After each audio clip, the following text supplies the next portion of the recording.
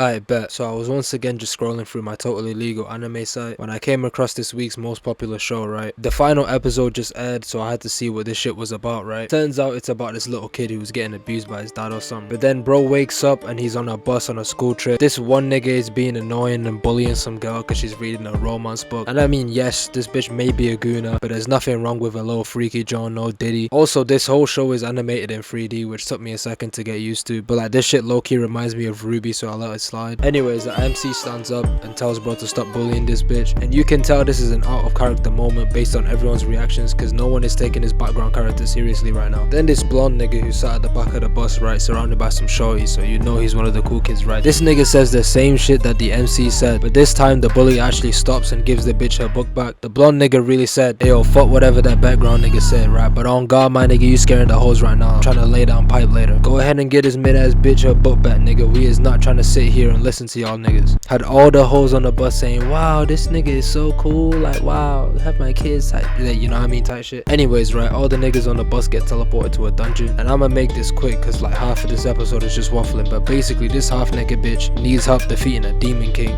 She gets all these students to touch this ball, right, pause, to see where their powers are and what rank they are. So of course you already know the bully is an A rank, this nigga is kinda powerful, and the pimp is an S rank, of course he is. And since solo leveling and Sword Art Online exists, you just know the MC is gonna be a fucking E rank. So basically bro gets sent to a dungeon cause he's like the weakest nigga in the class, and they think he's just gonna hold them all back. He ends up getting like 3 low abilities like paralyzed, poison and sleep, which aren't even that bad, I can't lie, but the little goddess bitch deems him useless and basically sends him down there anyways. Bro has a whole character arc about how he used to be abused, so he suppressed his real self. Basically the show's trying to tell us that he's a psychopath who's trying to act like a normal human. Anyways, I hope this show has hands later on, cause right now all that happens is these niggas just raise their hand and shoot a little magic out. Alright, all I'ma say is basically if you've watched Solo Leveling or Sword Art Online, you already know what's about to happen next. This nigga is trapped out here with a bunch of low demons, right? Bro's thinking he's gonna die and shit, and then he uses paralyze and realizes it works on him, and then he starts poisoning them, right? Which is hella slow at first, right? So he's getting surrounded by hella niggas. Whole time he's just spamming his paralysis. The nigga ends up running out of mana, right? So he thinks he's fucked, like bro thinks he's gonna die right now. But in the nick of time,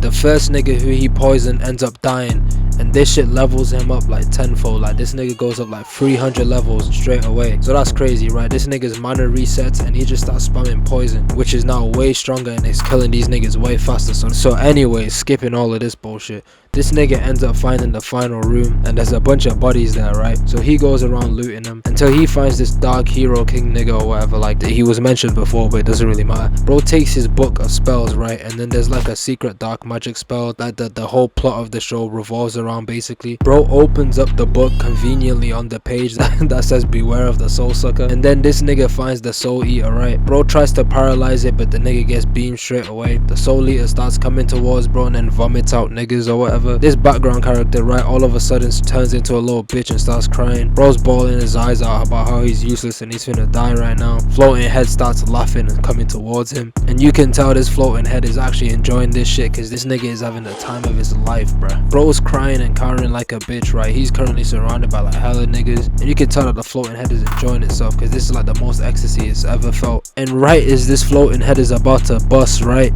this nigga paralyzes it. So bro literally edges the final boss of this dungeon and then poisons the nigga.